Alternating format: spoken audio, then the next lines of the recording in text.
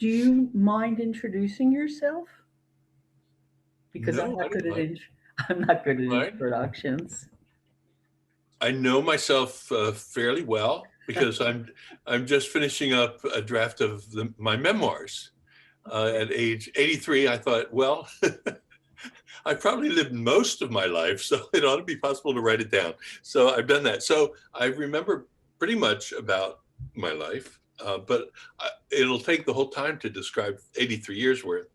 So what could I say? I could say that I'm recently retired from Swarthmore College, which was the last stint of my teaching career, which over time has included Temple University and University of Pennsylvania, and so on. So I love teaching and I love activism. And so I was the founder of Quaker Action Team on the climate front, which is still going on. And over the years, helped to start a number of action organizations in the spirit of Quakers. My first real organizing job was with the yearly meeting, actually, Philadelphia Yearly Meetings Peace Committee. And we had a jolly crew of 7, and we really, we got a lot going on in our yearly meeting during my couple of years there. So you could say, oh, and my membership is Central Philadelphia monthly meeting. Okay. That's my home base, has been for a very, very long time. And my ministry in travel in the days when we could travel was supported by my friend's meeting. And that was with the twin concerns of equality and nonviolence.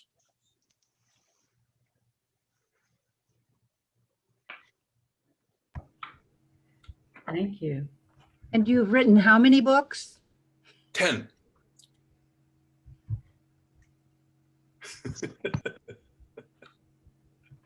Do you want me to just launch right in with the topic? I think if you're ready, that would be fine. Sure. Okay. I always like to go with ceremony if there's any local ceremony to be had. And I've grown up in a lot of countries. I've done trainings and speaking on 5 continents. I remember the Quaker meeting in Stockholm, Sweden, when I was there. It was an evening kind of, public meeting. And this was many years ago. And I showed up and found and asked around who's the host, and found the host, went over to the host and said, hello, I'm George Lakey. And she said, well, where is your dad? We've been expecting him, and it's very late, we were supposed to start in 2 minutes, and your dad isn't here. And I said, well, Dad, he's often late about things. So then we had a good laugh when we realized. But anyway, yeah, I've been around and gotten to speak a lot with a lot of people and learned so much from doing that. And I'm so grateful that you wanted the topic today of visioning, because it's been something that has been on my mind since I was in late teenage, and beginning to wonder, does our present social order make a lot of sense? Is it just? Is it fair? Is it right? And thinking, well, if it's not, then it might make sense for somebody to figure out what would be right, and then champion that as something that we ought to change too. So that was really from late teenage on. It just occurred to me, when we want something different from what we've got, it often helps to have a plan. Like, I know people who, when they decide they want a different house, they actually plan what that house will be. Believe it or not. They'll even hire an architect sometimes to help them plan, because somehow it motivates people to make a move if they know what they're moving to. And not that many people are just willing to close their eyes and hope for the best. But our country politically goes through phases, when there's some decades when we're interested in vision, we're interested in alternatives, and then other decades when we're not. I was part of a working party of the American Friends Service Committee, for example, that wrote this book together in the 60s. That was a period when there was a lot of interest in vision of alternatives. It's called In Place of War. Because after all, the peace testimony is going to make a lot more sense to people if they know there's something else to do with conflict besides make war. Is there anything else to do? Can you have something different? So we spent, I guess it was about 2 years, a group of terrific people coming up with ideas that we put together in this book, In Place of War. And it was tremendously inspiring at the time to know that, yes, there is an alternative security system that we can imagine. Now let's start doing the additional research to put that into place and so on. And it increased Friends' credibility when we found that we weren't just saying no to something, but we were actually saying yes to something different. And then we'll go into other periods when we don't seem to be interested at all in alternatives. I got really angry with the leadership of the peace movement of my country after 9/11. Because it seemed to me obvious, it was on everybody's mind. How do we move ahead with some national security if there are terrorists out to get us? And of course, the response of the military and the government was, well, a war on terror. You have a problem, we ought to have a war on it. You have a problem with drugs? Hey, let's make war. You name it, we'll come up with a war solution, right? So that was their excitement about terrorism. Well, we'll come up with a war on terrorism. That makes sense, right? Well, it didn't to me. And I don't think it did to the peace movement. So I went to some peace leadership and said, okay, so the Pentagon has its idea about how to deal with national security in a period of terrorism. Now, what's our idea? Let's come up with that. And I got zero interest in developing an alternative plan. Zero interest. So how do you mobilize a mass movement behind nothing, behind a no? How do you invite people to get on board something if you can't say where it is we want to go? I imagine myself walking down the street and one fine day, not in any particular hurry, just kind of sauntering along, a van of people drives up and stops beside me. And one of them says, hey, we have another seat. You want to jump in? Come with us. And they look like nice people and I'm interested. And so I say, well, I don't have anything else to do. What do you have in mind? Where are you going? They say, we don't know, but jump in. Well, I don't know how many of you would jump into a van of strangers if you didn't know where they were going. I would not. Maybe I'm cynical, but I would not jump into a van of strangers without knowing where they were going. And I think it's so reasonable of our neighbors and relatives, the people we know and the people we don't, to ask, where are you folks going? So it strikes me that creating a vision makes a lot of sense. Now, when I got mad at the peace movement, I thought, well, George, you can do more than get mad. You could do something about it. And I happened to be a professor at Swarthmore College at the time. Swarthmore students love to work hard. I don't know why. I told them, frankly, I wouldn't have liked to go to Swarthmore as an undergrad because I wouldn't have wanted to work as hard as you all do. But the Swarthmore students actually picketed the Swarthmore library at one point in their determination to get longer hours open later into the night. So these are young people who love to work. So I thought, oh, good.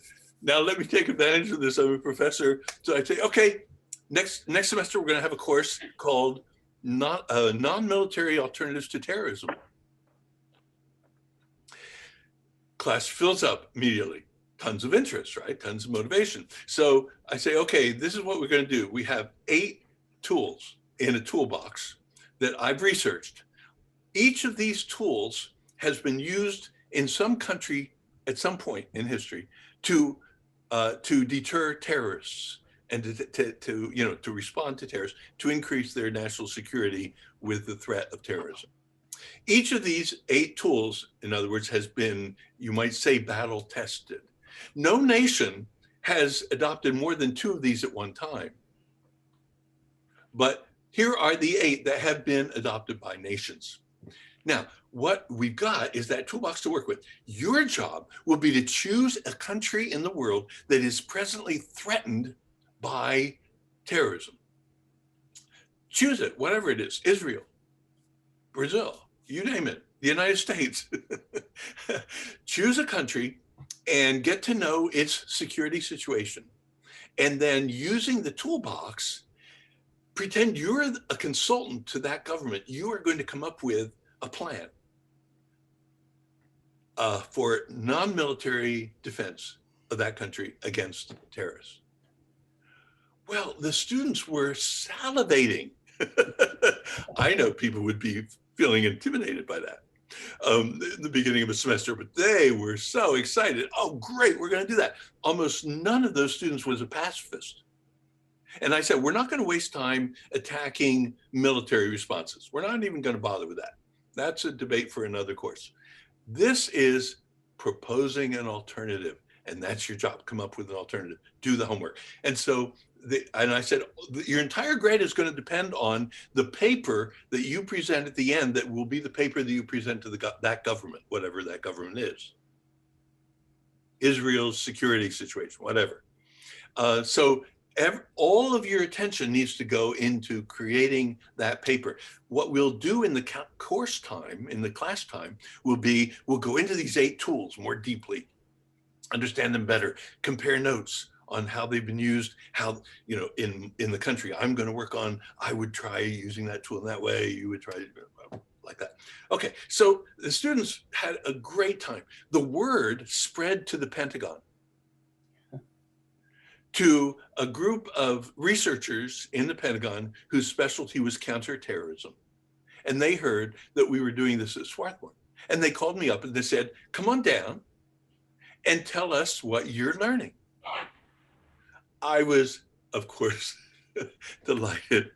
And so we set up the time, took it down. I was met by the, by my host, who was one of these researchers, at the security perimeter, and then she had to walk me through the various checkpoints, because the Pentagon is ultra secure, and we'd keep coming through these various checkpoints. And the Pentagon layout, it's building and grass and building and grass. And at one point, I said, "Oh, this looks familiar. I think I was arrested here."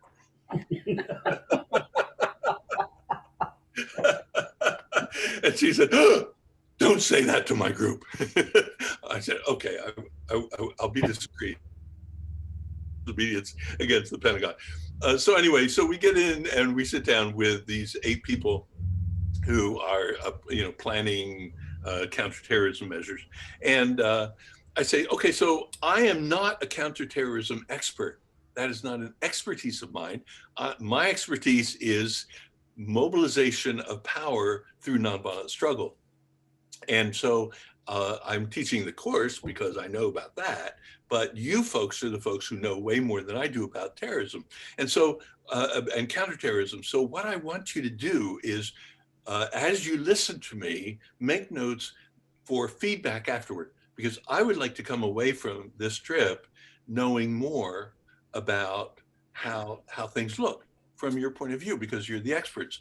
And you, for example, might notice of these 8 tools that I'm going to describe, these 8 counterterrorist techniques, you might notice that number 2 goes especially well with number 5. You might see a synergy operating there that I don't happen to see.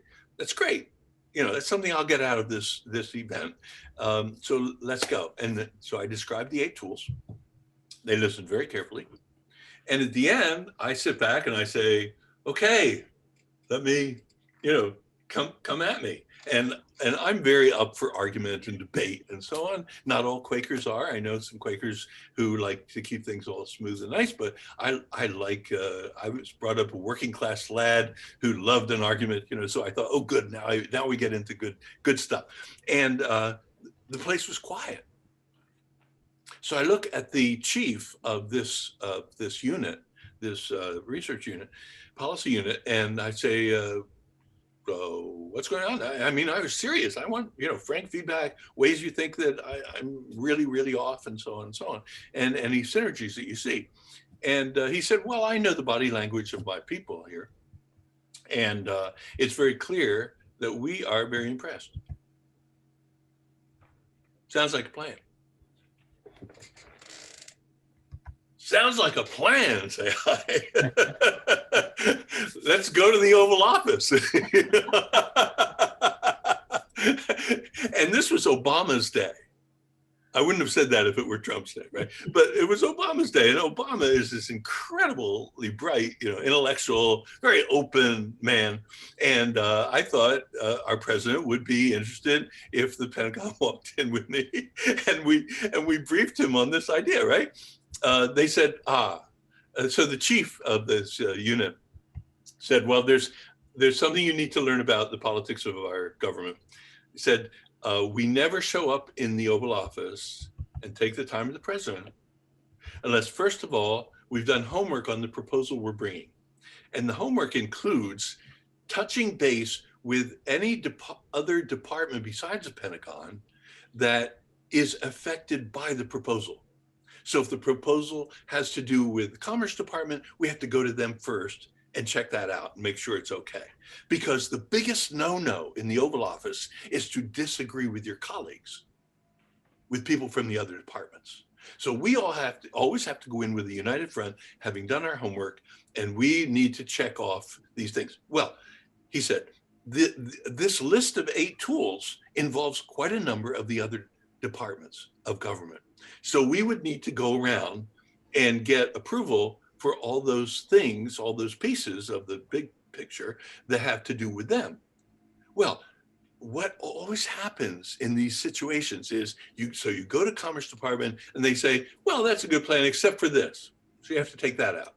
And you go to State Department and they say, well, that's a good plan except for this. You have to take that out, and so on. And by the time you've made the rounds to everybody you have to check in with, you end up with pablum, basically.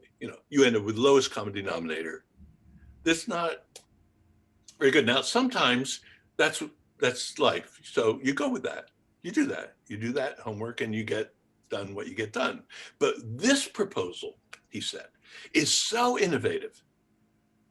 It is so extremely outside the box that even though it makes sense to us, it would require enormous steps of buy-in from the other departments to be, especially state, but others too, to be able to take it to the president. And there's no way, you wouldn't even recognize it by the time we were finished with that process. So the answer is no, we're not going to do anything with this, but we hugely appreciate you bringing it to us. And so I was not hugely surprised, of course, because I don't think of our government as innovative. There's all kinds of things other nations are doing that we're not up for yet because we're just not that innovative. We're incredibly rigid as a government, very, very inflexible. So I wasn't really surprised by that response, but I just thought it was so interesting that he would acknowledge that to me. And what it says to me is that it supports my view of social and political change that I've had ever since I joined the Society of Friends, and a lot of Quakers educated me about how things work. And that is that what really shifts our country to make big innovations, for example, abolishing slavery or getting the right to vote for women, or the big changes require mass movements taking very strong action to force it to happen. That is, you don't depend on the establishment to come to its senses.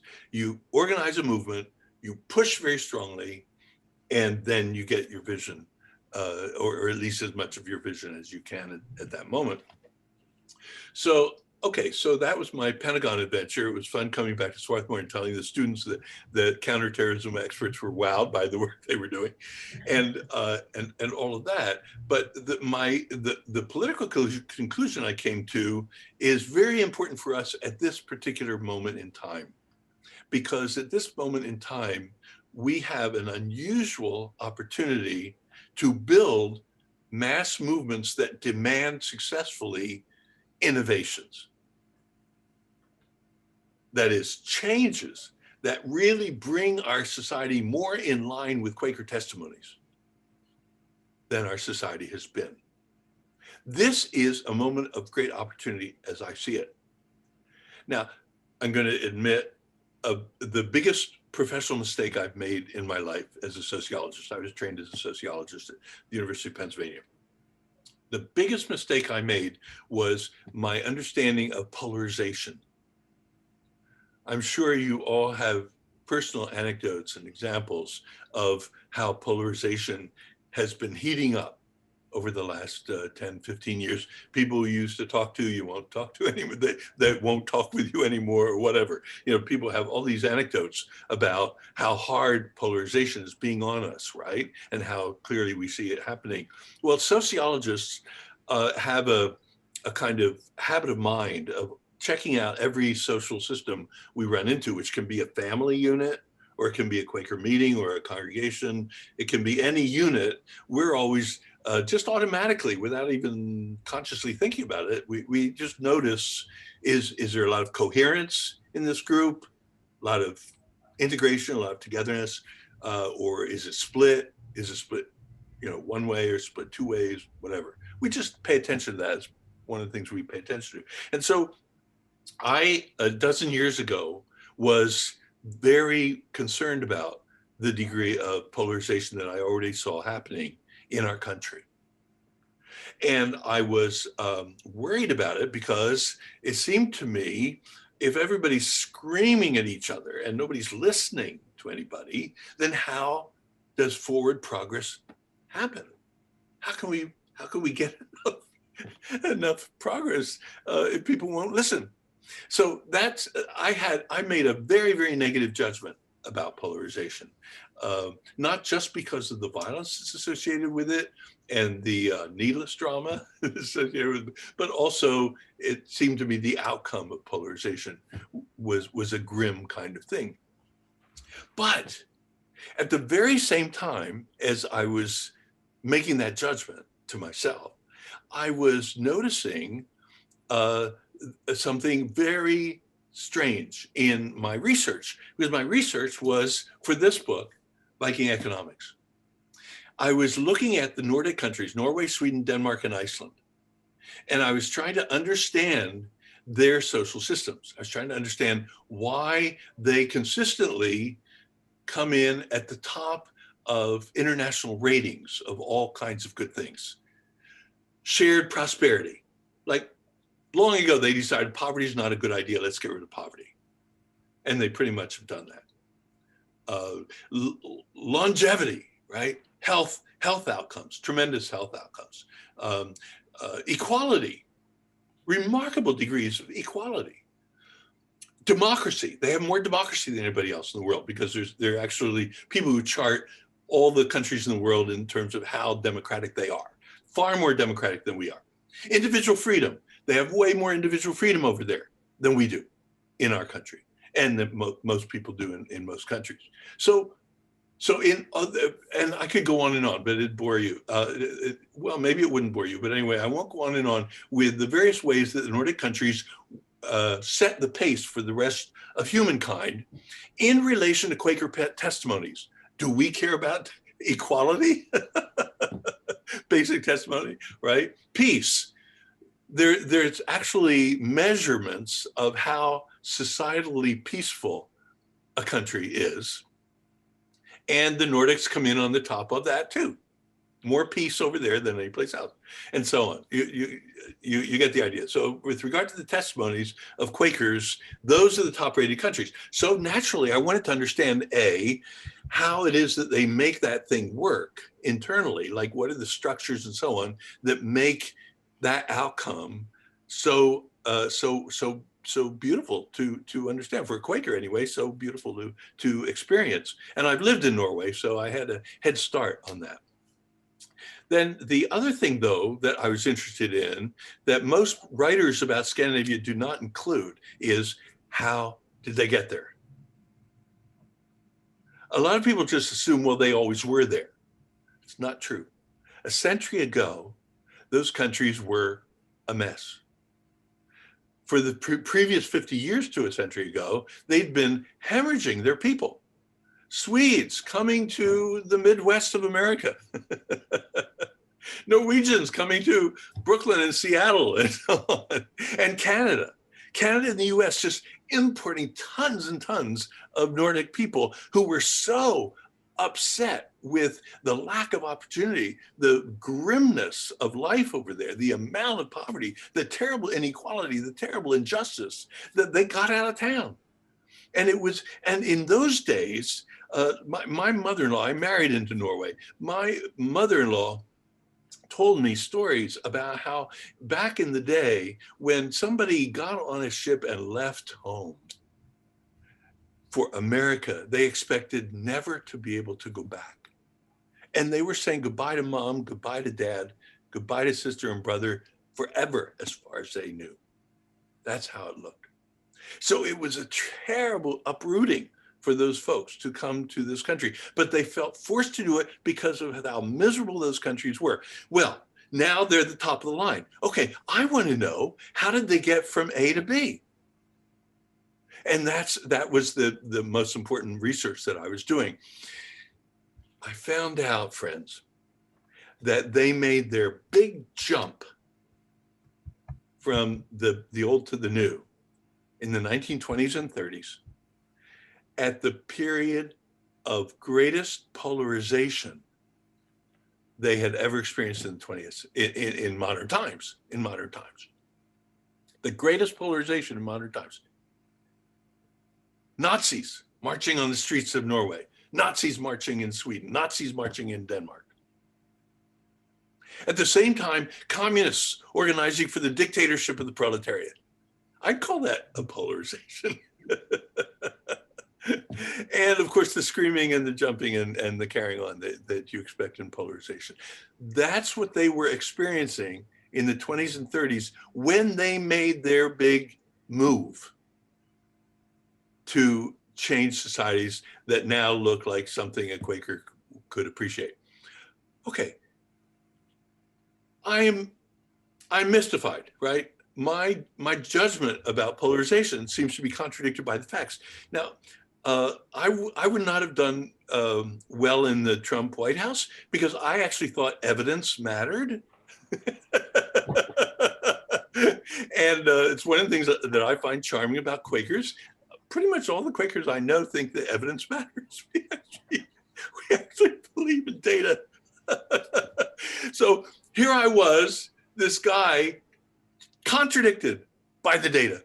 What shall I do? So I thought, well, obviously more research. So I started thinking about my own country, the United States of America. What was going on for us in the 30s?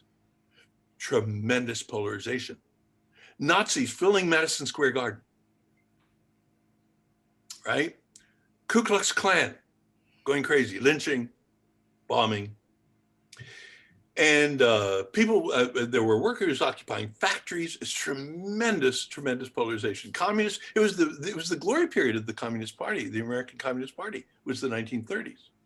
Tremendous polarization, tremendous division. And the 1930s was the greatest period of progress that we made in the first half of the 20th century.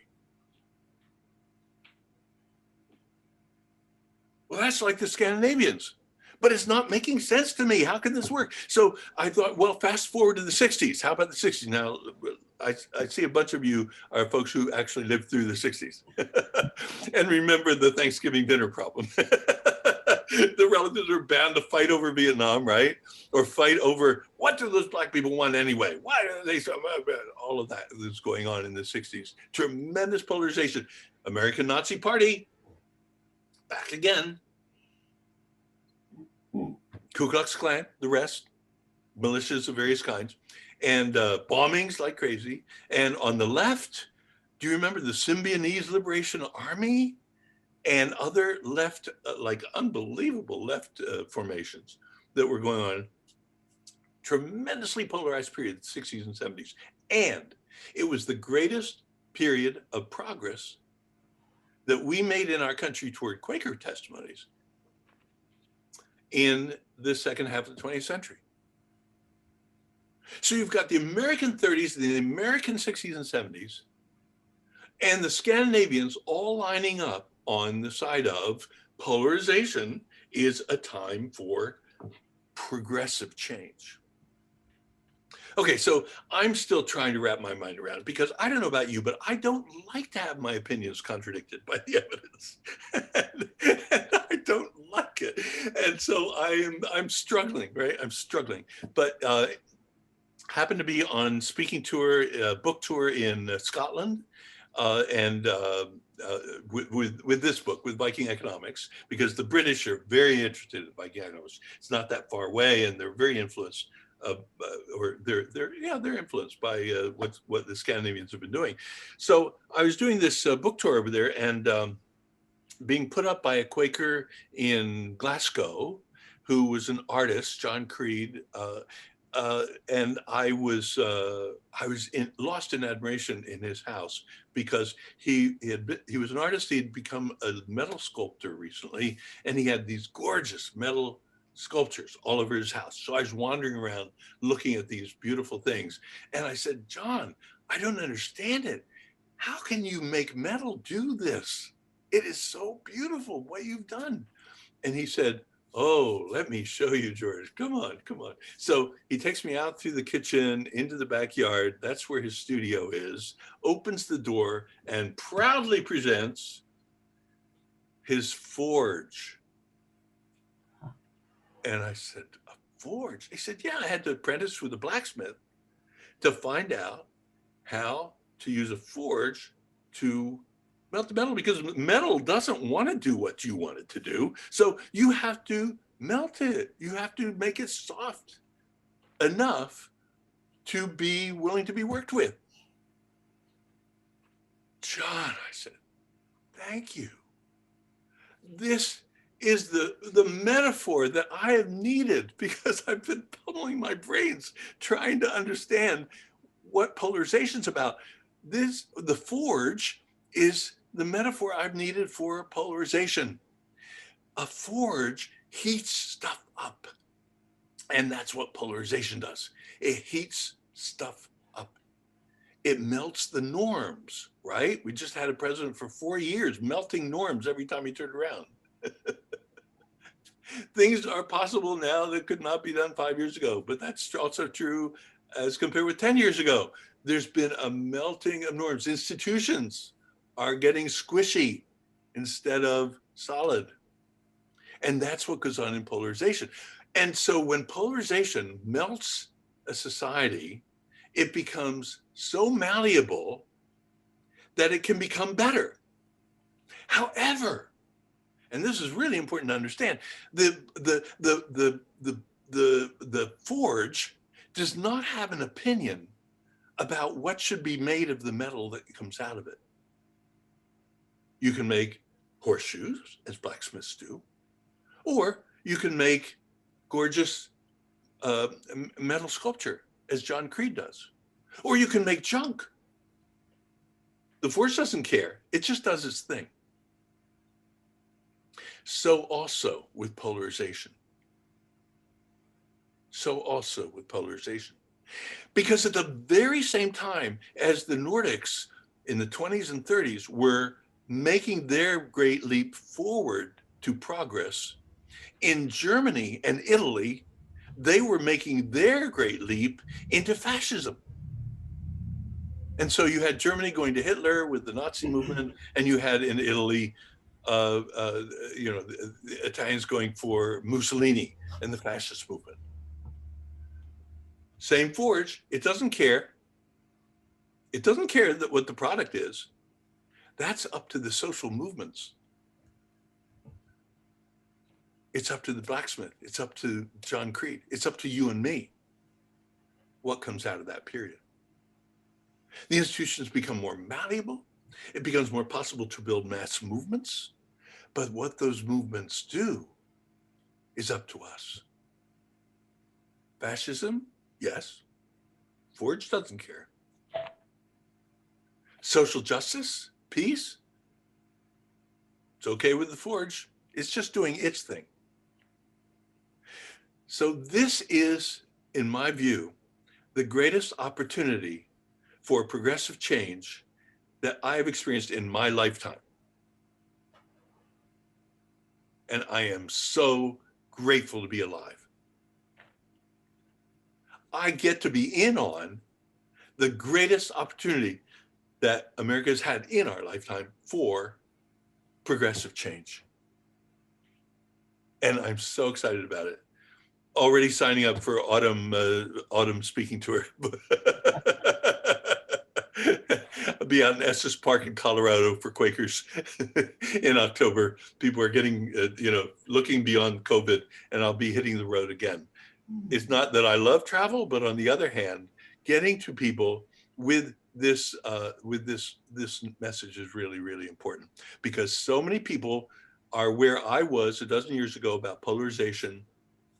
Terrible thing, crawl under the bed. Some people crawl under the bed. And that's exactly the wrong attitude to take toward polarization.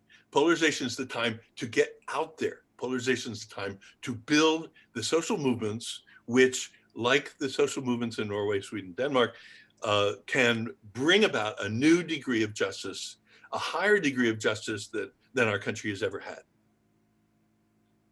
What an opportunity. Now we get back to vision, part one of the talk.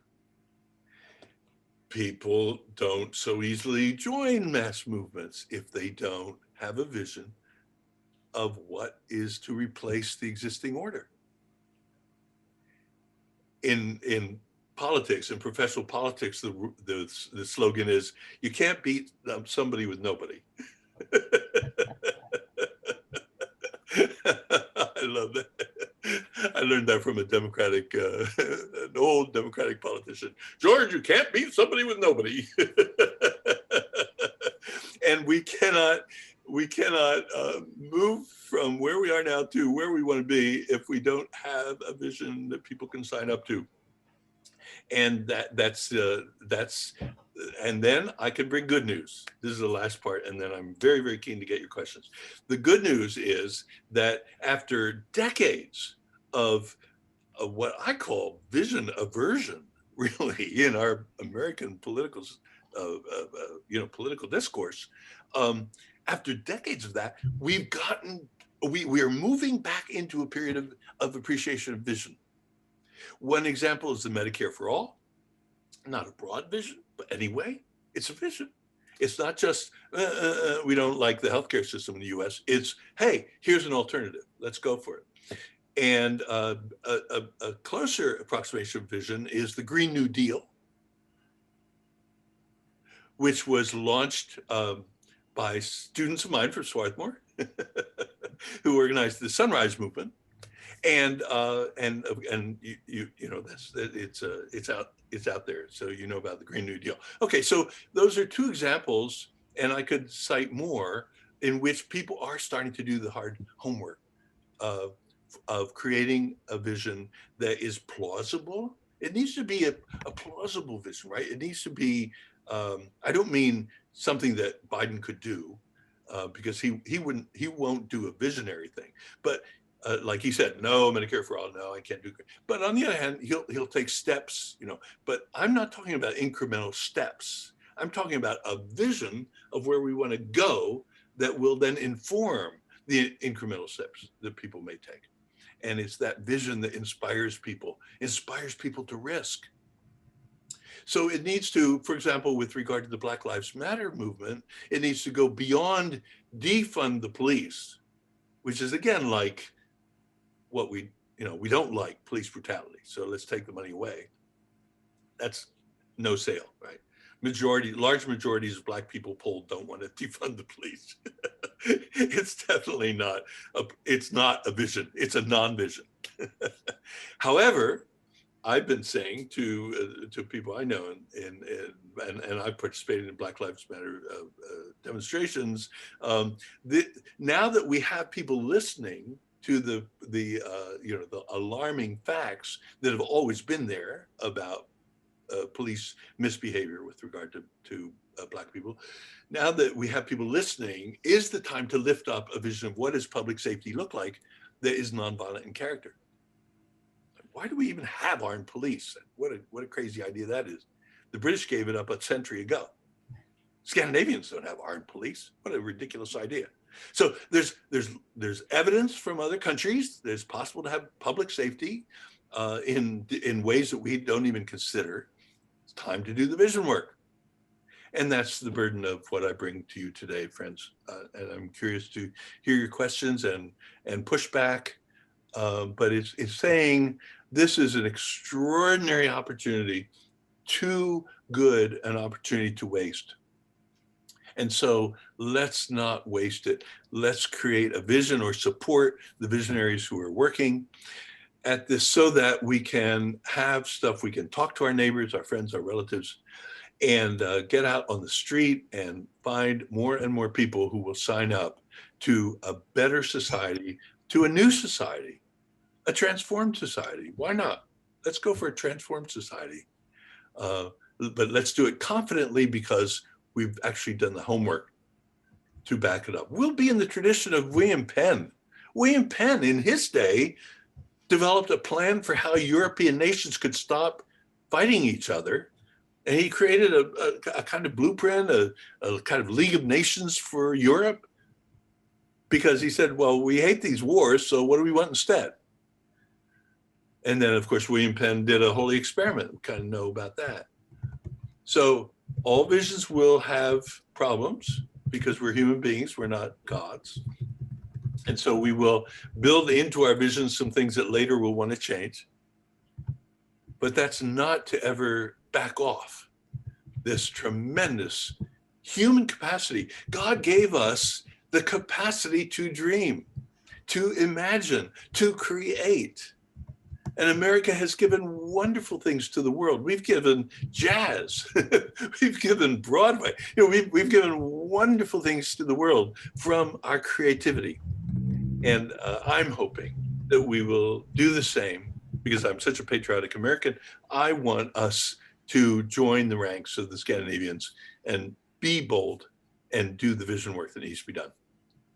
And so I'm up to it's up to you, Agnes, how you want to take it from here. Okay, I've got one question in the chat box, so I've asked that person to ask you, and it's one that I think came ahead of time: appreciative inquiry. That's very much a supportive vision process, right? I'm not sure that we all know what it is, so you may have to talk a little. Could the person who chatted come in and explain it?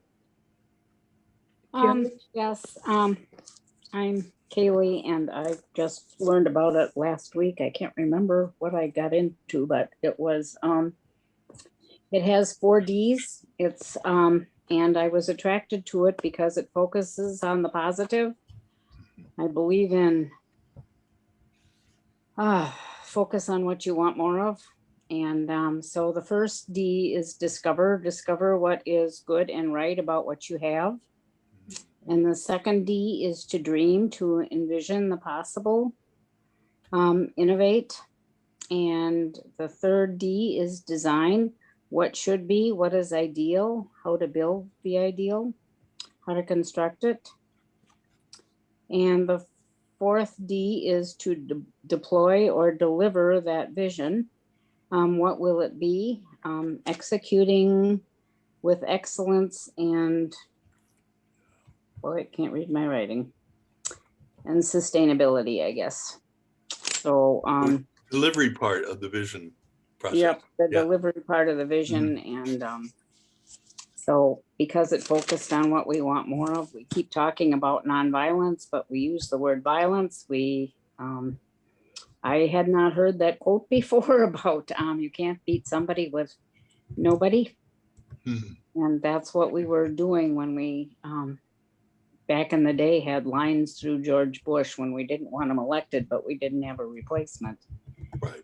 And every time we say war, we get more war. No matter what we have war on, whether it's drugs, we always get more of it. So I was really attracted to appreciative inquiry because it focuses on what we want more of. Beautiful. Thank you. Completely agree. So my question was, do you use that in your envisioning process? Not as such. Appreciative inquiry came up very much in terms of organizations. So working with organizations, what do you like in this organization, what's working for you, how can we make more of that, and so on and so on. So it was an alternative for organization development consultants to do the critique thing, come in, what's wrong here, how can we fix it, that kind of thing, garage mechanic approach. But instead it was what's right here and what do you want more of, as you said, the 4 Ds. And so so it came about as a practice in organization development, but also it's been applied a lot by individuals, by counselors. I can counsel you, you can counsel me with regard to what do I want more in my life, and so on, and do the 4 Ds.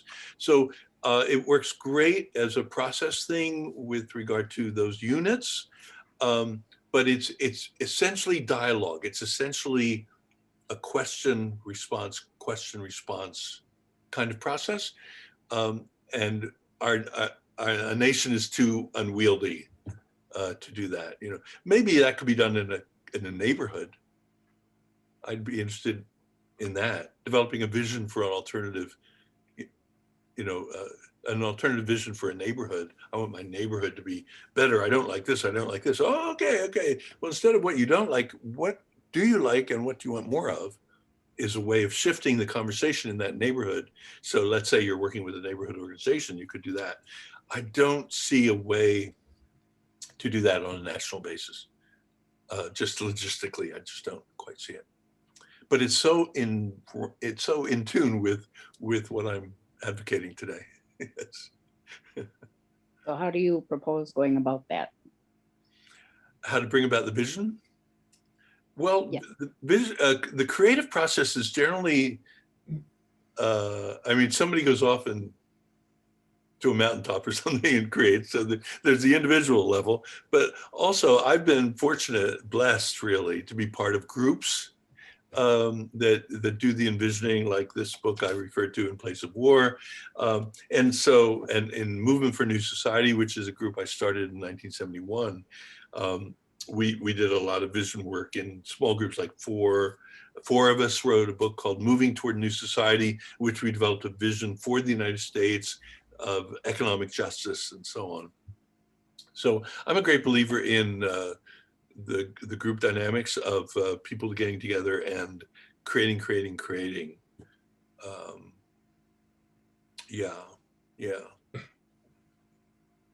And then of course bringing it forward in a product of some kind of book or a video or some kind of TV thing, something like that, to be able to get dialogue going with folks. Would you rather have a nation in which preventative deaths are unknown? Of all the industrialized countries, the 36 or so that are usually compared with each other, we usually come in at the bottom. That is, we have more preventable deaths than anybody else, because so many people are dying who don't need to die because of our shoddy healthcare system. So, hey, let's create an alternative healthcare system. So that's the reason for the Medicare for All vision of an alternative healthcare system.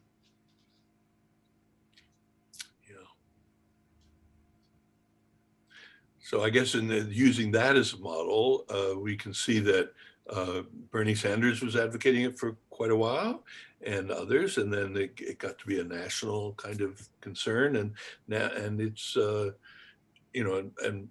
there's no way Biden will implement such a thing because the pharmaceutical big pharma, as it's called, will block it, and they're politically and financially very important to the Democrats. But anyway, it at least is part of the American political conversation now, whereas 15 years ago it was not. So we may reach the point the Scandinavians reached in the early 70s in another 5 years at present rates. Now the thing is, I should just add, since we're wanting realistic application here, the thing we've got to remember about polarization is, and I reveal this in a couple of my books now, that there's some political scientists who did clear research on how is it that polarization is sometimes high and sometimes low. like in the 50s. Some of you will remember the frozen, God's frozen people in the 50s. Right? Minimal polarization. In the 50s, it was bipartisan this and bipartisan that, and Republicans and Democrats hugging each other in the Senate and so on. Everything was, yeah. So that was the 50s, right? Okay. And then another period where we're tooth and nail. So these political scientists wanted to know, what's the difference? Why? So they tried various guesses about what it might be, and they found the thing that most reliably predicted polarization was economic inequality. Economic inequality is what drives polarization. The two curves of those two go together. More economic inequality, guaranteed more polarization. Okay, so that means we're going to have more political polarization next year than this year. We're going to have more the year after, and so on, because the economic inequality has been locked in by legislation and so on. And it will be quite a while. Well, the will be has to do with whether we can deal with the power situation. Again, political scientists to the rescue. There's the Princeton Oligarchy study. I recommend you Google it if you don't already know the Princeton Oligarchy study. The Princeton scholars who did that study found that almost always when the economic elite of our country happens to disagree with the majority opinion in our country, it's the economic elite that gets its way. Almost always. They looked at 2 decades worth of decisions made on the federal level. And each time the majority said one thing and the economic elite wanted the other, the economic elite got its way almost without exception. So they concluded their study by saying, if democracy means majority rule, that's not what we've got. Okay, now that I think that's correct. And so if that is correct, since the economic elite clearly has an agenda of wanting more and more wealth, and even during this COVID period, the wealth has continued to rise to the top, and people who were millionaires or billionaires, people who were billionaires or trillionaires, that trend will continue, which means polarization will continue, which means that this isn't only a question of, are we going to ever get a decent healthcare system in this country? It is also a question of, are we ever going to give up polarization? Or is it going to be just worse and worse and worse? More and more bombings, more and more killings, more and more shootings, more and more of all of this. And the evidence, again, from the Scandinavians is, once they pushed their economic elite out of power, and I really recommend this book because it's the only place you'll find this story of what they did. They ganged up on the economic elite in Norway, Sweden, Denmark, mass movements, ganged up on the economic elite and pushed them out of dominance, which was a historic dominance, pushed them out non-violently, because those nations over there near Russia, they didn't want to go through what Russians went through. So they pushed them out non-violently, out of dominance, and then they were able to create their new system. So when I got to Norway, which was the late 50s, it was so consensus. It was such a consensus society politically that I thought they're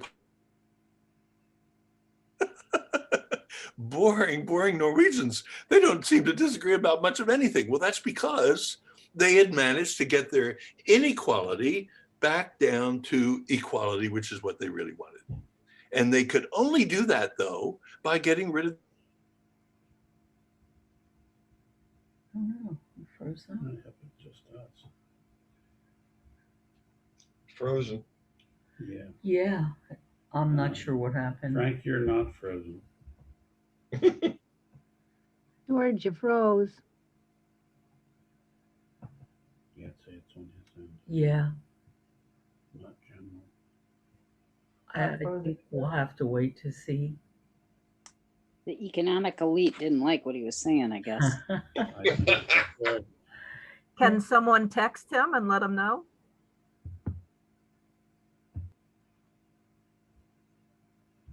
Oh, he fell off. So I think we need to give him a second to come back on again. He's at the bottom of the screen. He is? Oh, Hi, hi. Hi. Yeah, You dropped out. can you hear me? Yes. Yes, we can hear you. We can hear you now. Okay, so you heard my point that there is a little political work to do called push the economic elite aside so we can actually have a democracy.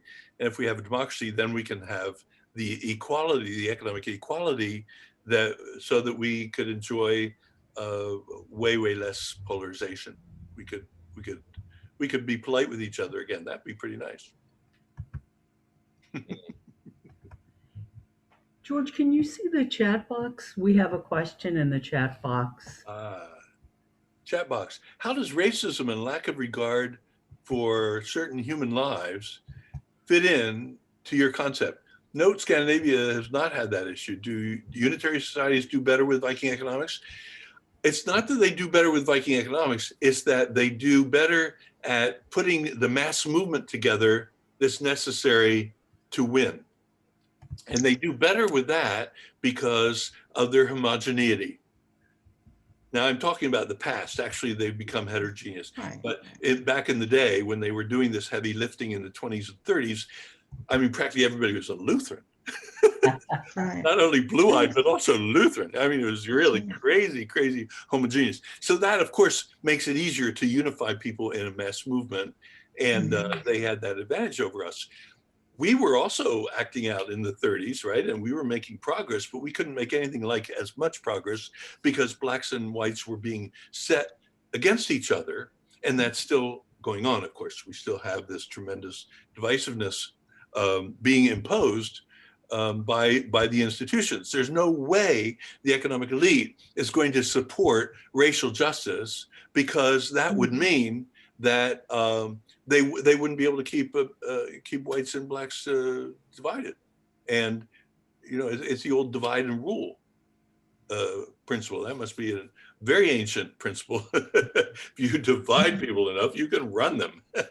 And that's what the economic elite has been merrily doing now for a very long time. And they keep dividing us and will continue to divide us until we push them out of power. So the challenge, though, you're quite right, and I'm so grateful for Black Lives Matter, is that that's now really on our agenda again. The importance of working together. So for example, in Kansas, in small towns, there were Black Lives Matter demonstrations, white only Black Lives Matter demonstrations, right? Kansas, small towns. Pennsylvania, my state, bunch of small towns with almost all the people in the demonstration were white, out there for Black Lives Matter.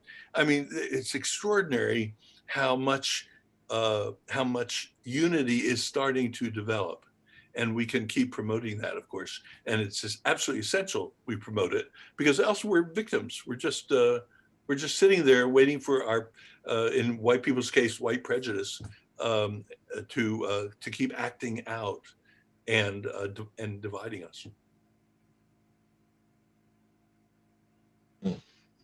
Other questions? Let's see. Do you want questions? George, Mhm. You mentioned in your research discovering a set of facts and then trying to understand them. Mm-hmm. How do you engage with people who don't have that relationship with facts? There seem to be many people who are more concerned with a story that resonates with their existing feelings. Yeah. We've engaged with people on social media who basically came out and said, well, whether it's true or not, it could be true.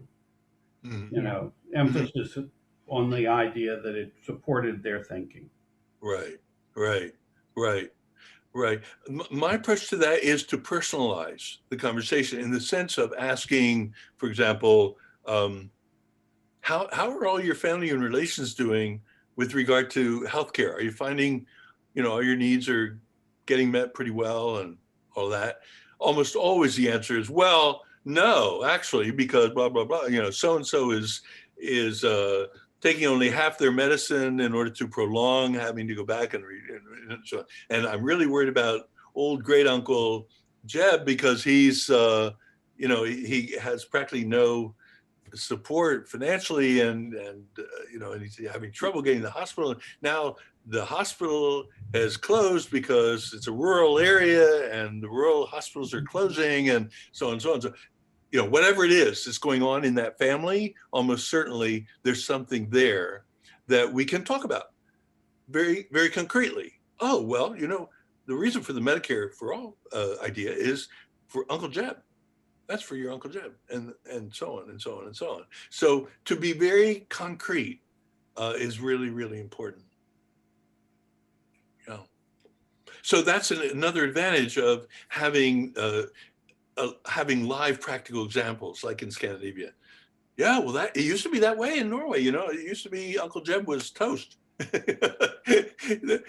they had a for-profit medical system. They had a market-based medical system, and so it couldn't take care of everybody. And so that's why they changed to a different kind of system. Would you be interested in the system that took care of Uncle Jeb? So just shift the conversation to the concrete realities that they experience in their lives is what's working for me.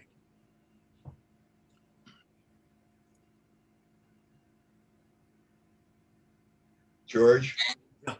We have people in this country, politicians who have been, I think, fairly verbal in the last year or so as to the lack of value to human lives, when particularly older human lives, when they've made the comment essentially, well, young people aren't dying from COVID and they seem to make out all right. And if the old ones are going to go, they're going to go. Yeah. Too bad. Mm. And I'm curious as to how you would address some of these issues with people who basically just don't give a damn about other people. Right. The thing about polarization that's often not understood is that it's just put in the context of Republicans, Democrats. But actually, polarization is about taking any difference and making a big deal out of it. So it's like youth and age. Oh, good. There's a difference. Well, okay. So the youth are our future. We care about the youth. The old people, oh well, like that. Mm-hmm. And it's just taking any issue. It can happen in a Quaker meeting. Polarization can happen over whatever. Just whatever differences there are. The Forge cooks it up and makes a bigger deal out of it. So expect more and more splits in organizations and congregations and so on over things that 5 years ago weren't a big deal, but now suddenly are a big deal, right? It can be anything. It could be, we could struggle over testimonies, we could struggle over anything as long as there's a difference to fight about. Polarization wants that fighting to be going on, and it's just doing its thing. And so the challenge then is to use those struggle points to mobilize for change. Like, well, what if there were a way of taking care of older people and younger people at the same time? Would you be willing to consider that? Oh, well, I mean, it sounds like I'm against old people. It's okay if they live, I guess. Yeah, because there are societies where actually people live longer than Americans do. American life expectancy is going down. Scandinavian life expectancy keeps going up. They're the longest living people in the world, and they're very well taken care of. They're happy campers. And the young people are delighted. They don't see any competition at all. So I wonder if let's talk more about systems like that. So that's what I would do. Try to help people to in a kind of common sense way, address those differences that otherwise they magnify in a time of polarization. Yeah. Thank you. Mm-hmm. George, you have another question in the chat box. has anything been written about the Swarthmore project concerning the ape? Yes, yes. Oh, I'm so glad for that question. It's the article that that includes the 8 tools. It actually describes each of the 8 tools. Probably a number of you are curious about that. Is in Waging Nonviolence. There's an online publication called Waging Nonviolence that I've been a columnist for. I've been a contributor to for years now. I have well over 100 columns on that. So just go to wagingnonviolence.org and put in the question box my name, and then it will give you the whole array, and just click through the array of articles and you'll see the one on terrorism. And I'd be so happy if you read that, because it was such an achievement. I just wish you could have seen the smiles on Swarthmore students' faces when they turn in those papers like, man, I nailed it for, whatever country they were. I saw the way through for Israel security. So it was really great fun.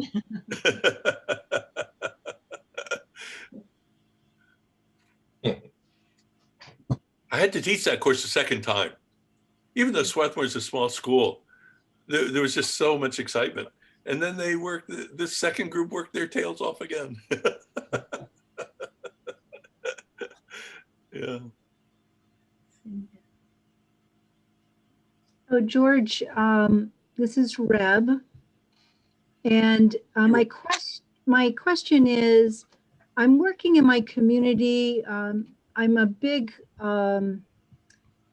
climate activist, but I've transferred my focus onto resilience in my community to help people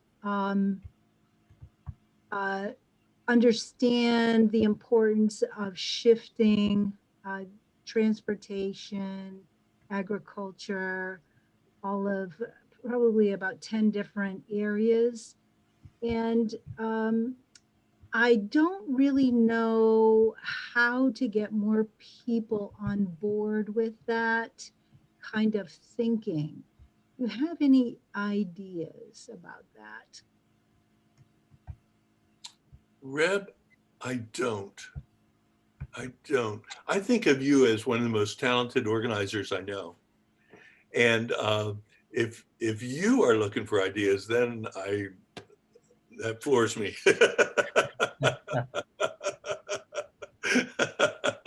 So I might get the 4 Ds in front of me and ask you questions about that would assist you to notice more things that are available to you that you haven't tried out yet. Including tapping somebody's energy who isn't known to be interested in that kind of thing, but who's known already in the community, and say, you could make a big difference here because you're bringing your credibility to the process, which suggests a new chapter, turning a new page. Hey, that's exciting, blah, blah, blah, and so on. But you're awesome. So. Well, I like that idea, but a lot of my friends are also people who I think bang the drum of change that really isn't welcome so much with the establishment. And so trying to maybe tap into those that I'm not as aligned with in certain areas, and having some of those discussions about, well, wouldn't you want Uncle Jeb to be able to live a little longer? I think maybe that's a good idea that I can use to operationalize more movement forward with this idea. Thank you. Yeah. Good luck with that. That's important. Resilience. Oh my gosh. And with the climate knocking us, that'll be on more and more people's minds, right? Right. And also, I guess the other part of that is I live in New Hampshire, and I would say 97% of my community is white. And so trying to lead the discussion around just transitions with diverse populations in mind, I think, I'm really challenged with how to make that a bigger piece of this project. So I don't know, any ideas, if you could let me know, I'd appreciate it.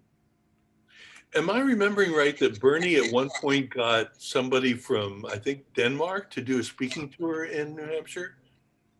I'm not sure of that. I I haven't think heard so. that. Maybe he got somebody from the embassy in DC to come up, and do a tour around to Rotary clubs or whatever. And it might be that also would spark, add a little glamour or whatever to your project, and spark and be an occasion for bringing some new people on board.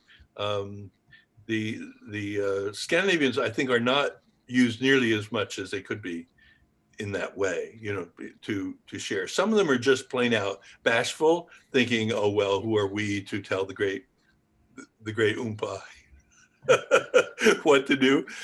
So it takes knowing which person is willing to do that. But I've challenged. I was invited by a Nordic professional economists association to come and keynote their conference a couple of years ago. And it was really fun being in a room with all these professional economists, because I'm not an economist, but they loved the book Viking Economics, so they wanted to meet the guy. And I challenged them very hard to be more upfront with people outside those countries, because they all travel. They're wild maniac travelers. So while you're traveling, how about telling people some of the nitty gritty, about what you're doing and how you got there, and for goodness sake, don't call it a welfare state. Because our meaning of the word welfare is very different from their meaning of the word welfare. By welfare, they mean universal services. So everybody gets a pension, right? And everybody gets affordable healthcare, and everybody gets affordable childcare, and so on. Everybody gets free university education.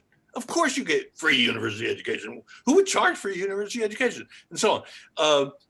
So they're into a whole universal approach, right? But they ran around and talked to foreigners about welfare, and they say, we have this welfare state. No, you don't have a welfare state. You have a universal services state. So they sometimes need a little coaching of that kind to realize, how to communicate with us folks. They also say, oh, well, we're just small, Well, guess what? A lot of the brilliant things that have happened in the US started small, on a state level, right? Or even a community level. And it was a kind of laboratory, and other states picked it up or whatever. And that can happen. So you're a laboratory. You're not a small country, you're a laboratory. So you're a gifted communicator. So you'll come up with things like that, but just be sure to be assertive, right? And what I know what I want. I know what I want from you if you're coming to New Hampshire. And that's just as true for New Jersey and wherever else people are from. People are from all over the place on this call, it seems like.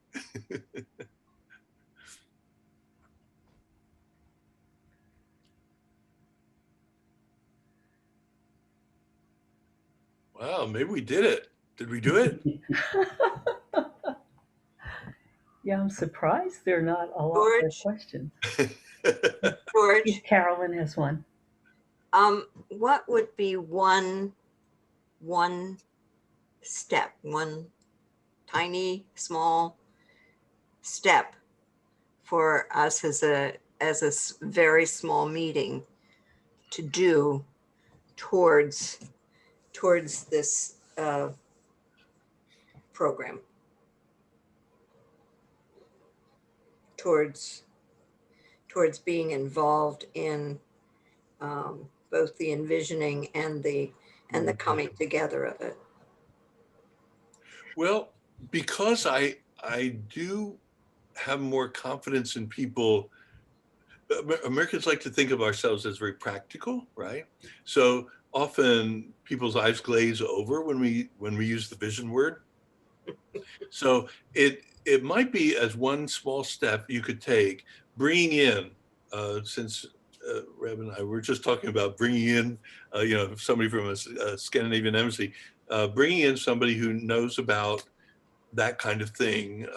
There's a criminologist professor in a university here in Philadelphia, for example, who's been taking corrections institution officials over to Norway to learn about corrections as practiced in Norway, where it's again a whole transformational thing. They have the lowest recidivism rate in Europe, which is in general way lower than the United States, and so on and so on. They actually want to end crime. That's what they want to do. So so there are other experts besides embassy people, and you can be in touch with me about that if you want. But to be able to talk with people about practical things. Well, this is what's working for us. I know yours is a different country, but what works, what works, and maybe it'll work for you, like that. A kind of low key, try this, try that, working, practical, rather than vision might be the way in for a community that's not already oriented to visionary discussion or visionary discourse. Thank you. I took a guess at the professor's name. Is that correct? In the chat box. Yes. Ah, I'm a good Googler. Oh, well done.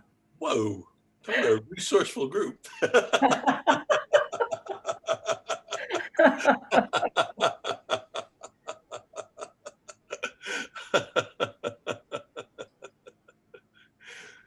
Oh, it's occurring to me a question I haven't asked anybody lately, which is, would you be willing to be inspired by somebody getting something done well?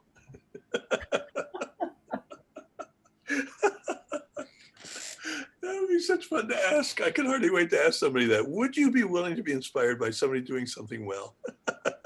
Absolutely. Who would say no? Who would say no to that? Who would say no to that? So maybe it's too much of a trick question, I know, but it tickles me. I mean, one of the things that's amazing about Quakers is, even though we have a visionary heritage, I mean, like, who would have thought of taking mentally ill people out of dungeons, right, and put them into a decent setting? Well, Quakers thought of that. So we have this amazing visionary tradition.